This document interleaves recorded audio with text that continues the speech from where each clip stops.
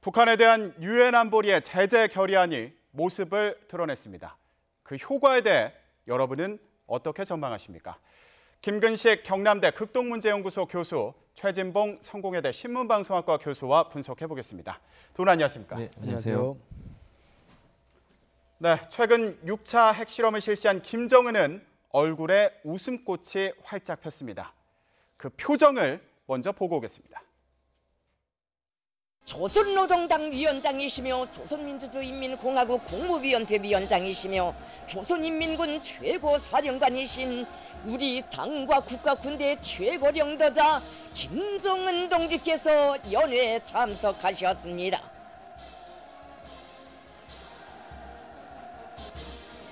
황병서 동지, 박봉주 동지, 최룡해 동지를 비롯한 당과 국가 군대의 책임 일꾼들이 여기에 참가했습니다. 네, 핵실험을 축하하는 연회를 선전하는 북한의 방송을 같이 보셨습니다. 지금 좀 인상적이었던 게 핵개발 성공한 참여한 그 과학자들에 대해서 칭송하는 모습이 인상적으로 보이는데요. 지난번에도 그렇고, 그러니까 ICBM이라고 하는 그 대륙간 탄도미사일 성공했을 때도 마찬가지였고요. 그동안에 북한의 김정은 시대에 들어와서 바뀐 게 뭐냐면 핵실험이나 장거리 탄도미사일 발사 실험이 성공하면 대대적으로 경축을 해주는데 다른 군인들보다도 그 과학기술자들에 대해서 굉장히 많은 예우를 해줍니다. 네. 훈장을 주고 김정은이 직접 껴안기도 하고 실제로 또 그 사람들한테 평양 시내에 가장 좋은 아파트를 지어가지고 결국 아파트를 주기도 하고 그러거든요. 네. 그런 면에서 보면 이번에도 수소탄 실험을 성공했다고 좀 자평하고 있기 때문에 그 수소탄 실험 성공을 축하하는 자리에서 사실은 김정은이 가장 칭송을 하고 가장 그 축하를 해준 사람이 바로 그 과학기술자들입니다. 네. 그리고 왜냐하면 과학기술자들이 이렇게 애우를 하는 이유가 계속해서 이제 김정은은 굉장히 빠른 속도로 미사일과 이 핵실험을 하고 있잖아요. 네. 그러면 사실 실패하면 죽을 수도 있다는 중압감이 있지 않겠습니까? 근데 실패하면 죽지만 성공하면 엄청난 자기한테 복이 있다는 것을 알려주기 위해서는 과학기술자들한테 겁먹지 말고 끝까지 해봐라. 하면은 너희들한테 인생이 바뀔 것이다. 이런 걸 보여줘야 되기 때문에 아마도 그 질책보다는 격려, 그다음에 성공에 대해서는 확실한 보상을 해주는 것으로 보입니다. 네, 저희가 아까 보여드렸던 화면을 다시 보면서 좀 얘기를 해봤으면 좋겠는데 인상적인 부분이요. 황병서 군 총정치국장 있지 않습니까? 그렇죠. 지금 북한에서 서열이 군부 서열은 군부 서열 1위고요. 1위죠. 전체 권력 서열 2위 아니면 3위로 평가되고 있습니다. 그런데 그렇다면 분명히 그 핵개발 책임자는 서열이 더 아래일 텐데 경례를 하는 모습이 나왔어요. 맞습니다. 저 축하연에서 김정은이 양 옆에 이번에 수소탄 실험 성공한 그 노동당 군수공업부 부부장 홍승무 부부장하고 실제로 이용섭 핵무기연구소 소장 두 사람 옆에 끼고 다녔고 그 두 사람을 직접 소개하니까 사실상 군에서는 가장 서열 1위인 황병서 정치국장이 깍지 경례하는 장면이 나오지 않습니까? 네. 계급으로도 훨씬 높습니다. 황병서는 차수입니다. 그리고 지금 이야기하는 홍승무 이 부부장과 이용섭 소장은 뭐냐면 계급이 상장하고 대장이거든요. 계급이 낮은 사람인데도 상관이 밑에 부하한테 경례를 한 모습이어서 그만큼 이 수소탄 실험 이후에 이 수소탄 실험에 성공했던 주역으로서의 과학기술자들에 대해서 깍듯한 애우를 하고 있는 것을 보입니다. 네. 북한이 이 핵실험을 얼마나 큰 의미를 두고 있는지 이런 걸 볼 수 있는 그런 화면이었던 것으로 보이고, 자, 이 연회가 끝난 다음에 공연이 또 있었습니다. 그런데 여기에서 여동생이죠. 김여정이 등장을 했어요. 그러니까 김여정 같은 경우에 현재 우리나라 차관급 정도의 위치에 있는데요. 네. 노동당 선전선동부 부부장 역할을 하고 있습니다. 대체적으로 보면 김여정의 모습이 김정은의 행사에 참여할 때마다 보여요. 뭐 직접 보이기도 하고 아니면 기둥 사이에 좀 피해가는 모습도 보이고 하는 걸 보면 전체적으로 행사를 기획하는 그런 역할을 하지 않나 하는 생각이 들고요. 또 한 가지 이제 선전선노부가 하는 일이 김정은 우상화 그리고 주민에 대한 교육을 책임지고 있는 부서이기 때문에 사상 교육을 전적으로 맡고 있는 부서라고 볼 수 있겠습니다. 네. 지난번 태양절 열병식 같은 경우에도 순서지를 펴주는 장면이 나왔고요. 저 지금 화면에 나오는 장면은 꽃다발을 김정은이 받아서 동생에게 전달하는 장면이고요. 그리고 또 그 최룡이하고도 귓속말을 하는 장면도 여러 번 들어진 걸 보면 김정은의 아주 근거리에서 김정은을 보좌하고 실세로서 역할을 하고 있는 게 아닌가 하는 그런 추측이 가능하다고 볼 수 있겠습니다. 네. 자, 김정은은 이렇게 웃고 즐기고 있지만 국제사회 분위기는 엄숙합니다. 유엔 안보리의 추가 대북 제재안이 채택이 됐습니다. 자, 교수님, 그런데 지금 김정은도 빠졌고 저희가 조금 전에 얘기했던 김여정도 빠졌습니다. 실명이 오른 건 한 명인데 박영식 인민무력상이라고 합니다. 예. 누군지 좀 짚어봐야겠어요. 지금 새로 추가 제재 명단에 오른 박영식 인민무력부장은 김정은 시대에 들어가서 초고속 성장을 했던 군인인데요. 네. 본래는 상장에서 중장 오르고 중장에서 대장 오르는데 시간이 굉장히 많이 걸렸던 사람입니다. 그런데 김정은 시대에 와가지고 이른바 인민군 총정치국의 조직 담당 부국장을 하다가 네. 사실은 합동참모, 우리로 치면 합참모장인데요. 총참모장, 인민군 총참모장을 거쳐서 최근에 인민무력부장에 지금 승승장으로 오른 사람인데요. 그 시청자 여러분 기억 많이 하시겠습니다만은 현영철 인민무력부장이 고사포를 맞아서 숙청을 당한 적이 있잖아요. 네. 그 현영철 인민무력부장이 숙청당한 이후에 그 후임으로 인민무력부장으로 확인이 돼서 지금까지 계속 인민무력부장을 하고 있고 네. 군 서열로 치면 3위 내지는 2위라고 볼 수가 있고요. 전체 권력 서열로 치면 10위에서 15위 사이에 있는 사람인데 이 박영식 인민무력부장이 이번에 오늘 통과된 추가 제재 명단에 이름이 올려져 있습니다. 네. 아니 그러면 김정은 체제에서는 왜 이렇게 승승장구하고 있다고 봐야 되는 거죠? 김정은이 등장한 다음에 군을 예전에 계속 장악해왔던 원로들에 대해서는 따끔하게 경고를 하거나 숙청을 하면서 그 군기를 잡고요. 새로 등장한 이른바 김정은 키즈를 많이 키웠습니다. 그것은 뭐냐면 김정일 시대, 아버지 시대에 계속 군의 기득권을 했던 사람들은 경고를 주고 오히려 자기 말을 잘 듣는 김정은에게 충성을 당하는 오히려 차세대를 많이 키워가지고 고속 성장을 시킨 경우가 많아요. 네. 황병서 지금 인민총정치국장도 사실은 김정은 키즈라고 봐야 됩니다. 그러면서 본다면 이번에 추가 제재 명단에 오른 박영식 인민무력부장도 과거에는 사실은 눈에 그렇게 띄지 않다가 네. 김정은 시대에 들어와서 고속 성장을 한 걸로 보여집니다. 네. 자 그러면 제재 내용을 좀 더 짚어보겠습니다.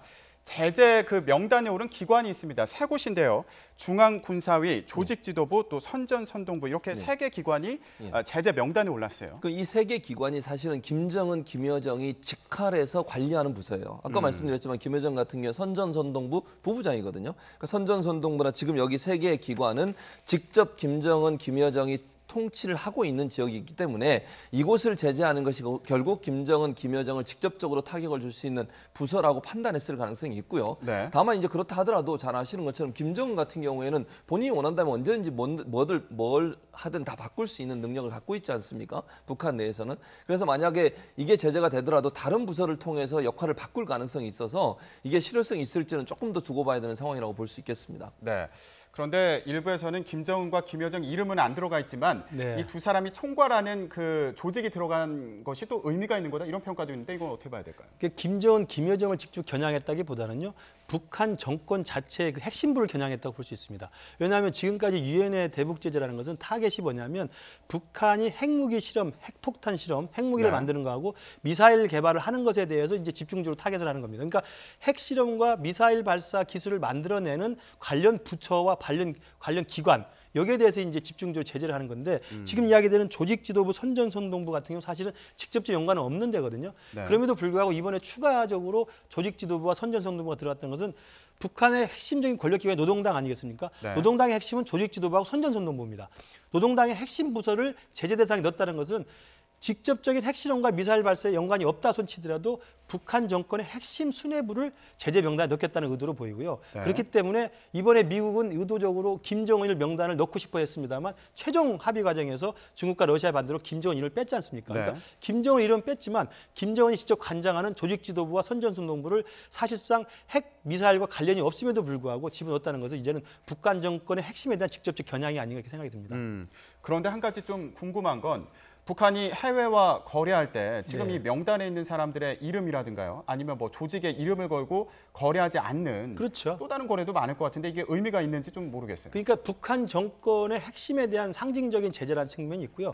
실제로 북한에서 미사일을 개발하고 핵무기를 개발하는 데 있어서 돈 거래를 하고 아니면 물건을 가져오고 부품을 가져오는데 이 조직지도부나 선전수도부 명으로 하지 않지 않겠습니까? 네. 그러다 보니까 사실상 핵무기와 미사일을 개발하는 부품과 물자와 돈이 들어가는 데는 여기와는 상관이 없을 겁니다. 그럼에도 불구하고 이것을 넣은 것은 북한 정권의 핵심 수뇌부를 겨냥한 다시 말하면 북한의 핵실험이라고 하는 잘못된 행동을 넘어서서 북한 정권이 불량 정권이고 문제가 있는 정권이라고 하는 국제적인 어떤 시선을 겨냥한 네. 거라고 볼 수 있습니다.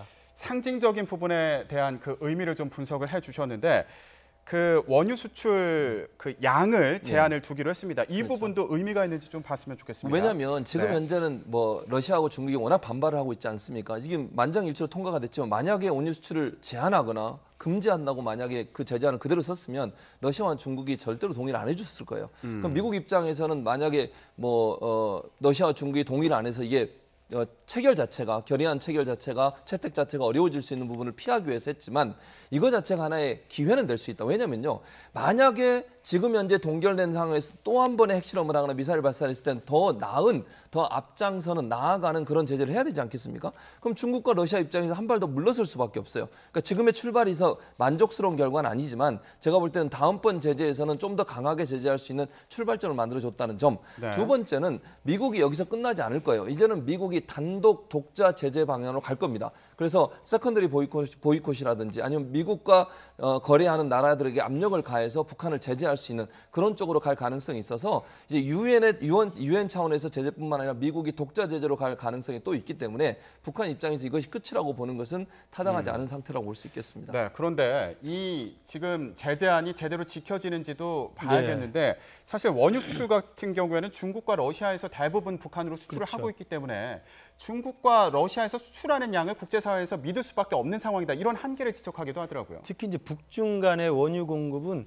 이제 두 가지가 있습니다. 공식적인 거래에 의해서 교역에 의해서 진행되는 원유가 있고요. 네. 또 하나는 북한에게 중국이 무상으로 공급하는 게 있거든요. 이른바 지금 이야기되는 단동과 신유지를 거쳐가는 이 송유관을 통해서 가는 것은 사실 무상 공급입니다. 무상 공급은 중국 당국이 다른 나라와 거래한 것이 아니기 때문에 사실 통계 수치 나오지 않는 거죠. 이제 그런 부분들은 사실은 이번에 유엔 제재 결의안의 추가 제재는 사실 의미가 없는 실효성이 없는 내용이 되겠고요. 네. 또 하나는 실질적으로 중국과 러시아가 공식적인 거래 대금을 받고 거래를 하는 것으로서 원유를 북한에 제공한다 하더라도 그 수치를 조금 임의로 좀 조작할 수가 있기 때문에 과연 지금 말한 것처럼 전면 중단이 아니라 30% 정도를 중단한다고 했을 때 이것이 북한에게 과연 목줄을 잴 수 있는 실효성 있는 제재인가는 향후에 좀 진행상을 봐야 될 것 같고요. 네. 왜 이게 이 정도밖에 되지 않느냐 하면 미국이야 당연히 원유 공급을 직접 중단함으로써 북한의 숨통을 조이고 싶지만 중국과 러시아는 그렇게 할 수 없는 전략적인 이해관계가 있고 네. 따라서 북한에 가해지는 제재라는 것은 김정은을 고통스럽게 하는 정도는 가능하지만 김정은을 죽일 정도는 지금 사실 중국이 동의하기 어렵기 때문에 네. 김정은이 죽지 않지만 고통스럽게 하는 정도까지가 이 정도가 아마 맥시멈이 아닌가 싶습니다. 네. 자, 국회에서도 이 안보 문제에 대한 관심이 뜨겁습니다. 오늘 대정부 질문 이틀째인데 미국에서 북한에 대한 군사적인 행동을 할 가능성에 대한 언급도 나왔습니다. 어떤 내용이 나왔죠?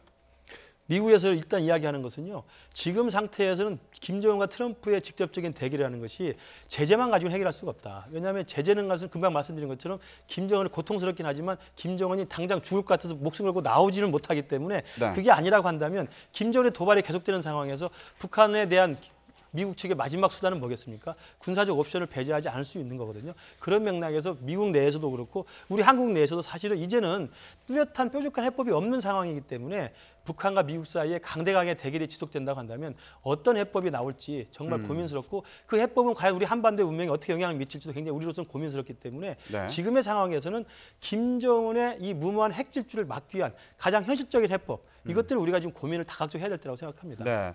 자, 이런 우려에 대한 이제 질문이 있었는데 이낙연 국무총리 같은 경우에는 미국이 한국이 동의하지 않는다면 군사적 행동을 하지 않을 것이다. 이렇게 얘기했어요. 그렇죠. 아무래도 이제 코리아 패싱에 대해서 계속 논란이 되고 있는 상황 아니겠습니까? 우리 네. 정부는 이렇게 믿고 있는 거죠.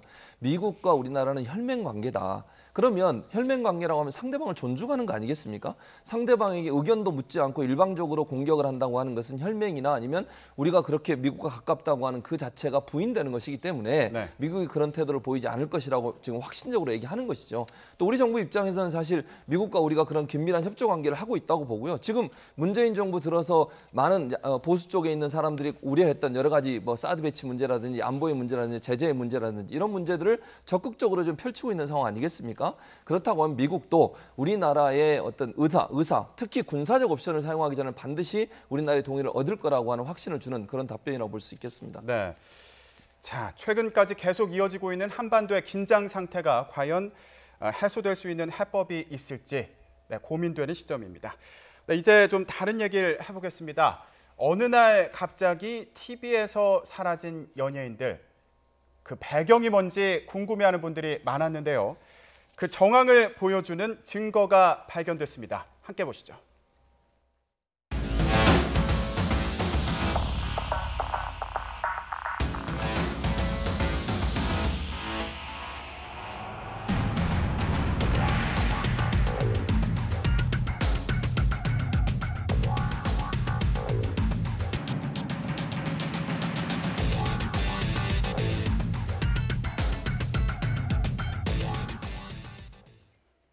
네, 박근혜 정부에 앞서 이명박 정부 국정원에서도 문화예술인 블랙리스트를 만들어서 관리한 사실이 드러났습니다.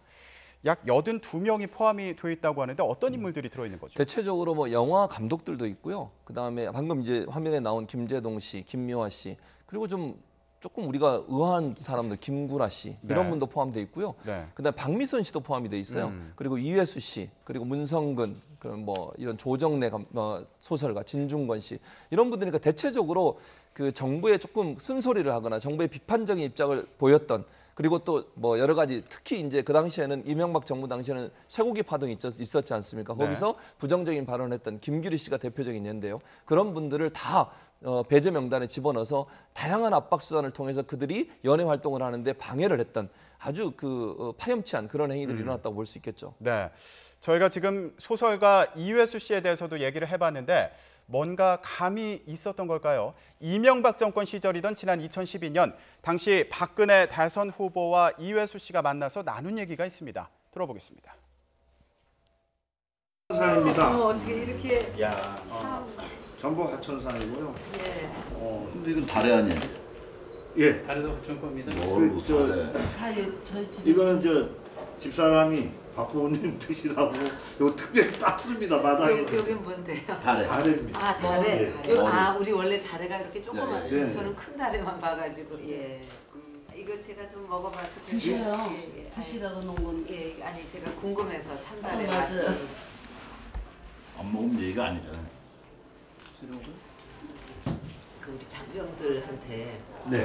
그 뭐 여러 가지 교육도 많이 하시고 예, 강연도 예. 하신다고. 그 관심사병이라고 해서 좀 예전에는 문제사병이라고 이게 이제 사고. 잘 적응을 못. 예, 맞습니다. 예. 그래서 이제 사실은 몇 년간 했습니다. 근데 저한테 교육받은 사병은 단 한 건도 사고 사례가 없었어요. 그랬는데 어느 순간에 딱 끊어졌어요. 나중에 알고 봤더니 좀 높은 데서 사상이 종북 작발 같은 사상을 아니라 그러니까 자꾸 그러냐고. 네, 뭐 저희가 웃으면서 봤습니다만은 참 심각한 얘기를 하고 있네요. 그렇습니다. 네, 지금 얘기를 보면 박근혜 당시 대선 후보에게 소설가 이회수 씨가 하는 말이 위에서 종북 좌빨 사상을 갖고 있다고 자신을 그렇게 보고 이를 끊었다 이런 취지의 말을 했습니다. 그렇죠. 그래서 그런지 박근혜 정부 시절 블랙리스트에는 들어가 있지 않은 것 같고요. 예. 근데 지금 사후적으로 확인됐지 않습니까? 지금 이명박 정부 때 국정원이 갖고 있는 문학의 블랙리스트에 소설가 이회수가 떡하니 자리 잡고 있지 않습니까? 그러니까 MB 정부 때는 정부에 대한 비판이나 또 정부에 대해서 좀 감정적인 이야기를 하는 사람들, 특히 문화예술계 인사들은 전부 이렇게 리스트를 만들어서 관리를 했던 것 같고, 당연히 그러다 보니까 이회수 씨 같은 경우는 그동안 몇 년 동안 꾸준히 해왔던 군대에서의 강연들이 딱 끊어졌다는 거 아닙니까? 저도 사실은 그런 경험을 했습니다. 그러니까 김대중 노무현 정부 지나서 보수 정권으로 정권 교체됐기 때문에 저도 딱 정권이 바뀌자마자 정부 기관에서 초청했던 저에 대한 강연 같은 게 딱 끊어졌거든요. 물론 뭐 블랙리스트 있는지 확인할 수 없습니다만, 그런 면에서 보면 정권이 바뀌면서 자기 입맛에 맞는 사람들 분명히 선호했던 건 맞고, 입맛에 맞는 사람을 옹호하고 선호한 건 맞는데 입맛에 맞지 않는 듯하고 리스트를 만들어서 못나게 하는 거, 이건 헌법적 질서에 대한 유린이거든요. 네. 그런 측면에서 보면 작년에 문제가 됐던 이 김기춘 비서실장 주도하에 문화체육부의 블랙리스트에 이어서 이번에 MB 정부의 국정원 블랙리스트는 향후에 어떤 파장을 갖고 올지 정말 귀추가 주목되는 부분입니다. 네. 오늘 명단에 포함된 것으로 드러난 그 문화예술인 가운데 또 이 배우가 있습니다. 배우 김민선 씨가 있습니다. 김규리로 이름을 바꾸기도 했는데, 자, 이 블랙리스트에 자신이 포함됐다는 걸 알고 글을 하나 올렸습니다. 저는 내용이 좀 인상적이었는데, 꽃다운 30대가 다 갔다. 10년이란 소중한 시간이. 이렇게 밝혔습니다. 그렇죠. 그리고 그리고 하나 더 뭐라고 얘기했냐면 세금으로 자기가 핍박당했다 이런 얘기까지 했어요.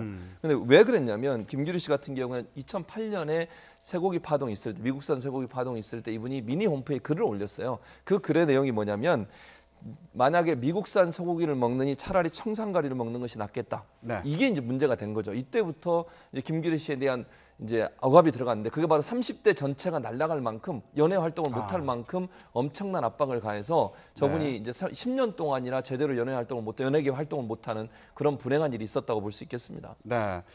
남의 인생을 송두리째 흔들어 놓은 게 아닌가 이런 생각이 드는데, 이 블랙리스트는 이미 지난 2010년부터 그 존재가 거론이 되었습니다. 과거 영상 하나 보겠습니다. 어느 날 KBS의 제가 출연할 수 없다는 말을 들었을 때 적어도 물어볼 수 있는 권리 정도는 있다고 생각했던 것입니다. 만약 제가 그날 트위터에 올렸던 저의 개인적인 푸념이 대한민국에서 죄가 된다면 기꺼이 수갑을 차겠습니다. 이 임원회의 결정사항 뒤에 정말 블랙리스트라는 것이 존재하고 있어 불이익을 당하고 있는 것인지 궁금하다고 물은 것뿐입니다. 없으면 없다. 말 한마디에 끝날 일이었습니다. 만약에 탄핵이 부결되면 국민의 뜻을 받들지 않는 국회의원들에게 한 달에 1,000만 원이 넘는 돈을 줘가며 우리가 먹여 살릴 아무런 의무가 없습니다. 그렇죠? 국민의 뜻을 받들지 않는 국회의원은 제명시키고 그리고 해산시키는 것이 옳다. 저는 뭐 개인적으로 그렇게 생각합니다. 그렇게 합시다. 네, 먼저 김미화 씨 얘기를 들어봤는데 지난 2010년 당시에 기자회견을 했던 내용입니다. KBS에 블랙리스트가 있다 이런 취지의 발언을 했다가 고소까지 당했어요. 실제로 김미화 씨 같은 경우는 이제 MBC에서도 그런 일이 있었고 KBS에서도 라디오 프로그램을 진행하다가 하차가 됐었고 또 사실 뭐 프로그램 개편 때 하차될 수 있습니다. 그러면 김미화 씨 집 이야기는 뭐냐면 정말 억울한 것 같은데 하차되는 이유를 설명해줘야 될 거 아닙니까? 설명이 없었다는 거예요. 그러면 설명을 해달라고 자기의 개인 트위터에 올린 것이 빌미가 돼서 고소를 당한 겁니다. 그러니까 저는 저런 걸 보면서 방송계에 있는 문화예술인들 특히 연예인들 같은 경우 정말 자기가 어떻게 해서 진행이 되고 어떻게 해서 진행해서 하차가 되는지 설명을 해줘야 되는데 그거 없이 그냥 경영진에서 회사의 윗선에서 알아서 이야기하면 정말 답답한 거잖아요. 근데 나중에 알고 보면 그것이 리스트가 있어서 그랬다고 한다면 이건 굉장히 놀랄만한 일이죠. 네. 설마 했던 일이 뭐 사실로 드러났다 이렇게 볼 수 있겠는데 지금 저희가 의외다라고 표현했던 인물들이 있습니다. 물론 저희가 김재동 씨 발언에 대해서도 좀 다뤄봤고요. 그 외에도 김구라 씨도 있고 박미선 씨 같은 경우도 있는데 예능에서 활발히 활동을 했던 분들인데 이분들은 왜 블랙리스트에 들어간 거죠? 그 프로그램 하나 때문에 그랬어요. 명랑 히어로라는 프로그램이 있었습니다. 지금은 이제 폐지가 됐는데 그 프로그램이 시사 풍자쇼였어요. 그러니까 시사 풍자쇼를 하면서 당시의 정권, 정치권에 대해서 비판적인 입장의 발언들을 했거든요. 그건 연예 오락으로 볼 수 있는 거 아니겠습니까? 대통령도 비판의 대상이 될 수 있고 풍자의 대상이 될 수도 있는 건데 이분들이 그 프로그램에 출연했다는 이유 하나만으로 또다시 블랙리스트에 올라가고 이분들도 불이익을 당하는 일이 있었고요. 거기에 이하늘 씨도 있었는데 이하늘 씨가 티셔츠를 입고 한 티셔츠에 뭐라고 썼냐면 쥐는 살찌고 사람은 굶는다. 이런 글을 쓰고 나왔어요. 그게 또 문제가 돼가지고 엄청난 핍박을 받는 일이 있었습니다. 네, 말 한마디로 인생이 휘둘리는 그런 일이 실제로 있었다는 건데 진실이 꼭 밝혀져야겠고요. 표현의 자유는 보장이 돼야겠습니다. 오늘 얘기 여기까지 듣겠습니다. 두 분 고맙습니다.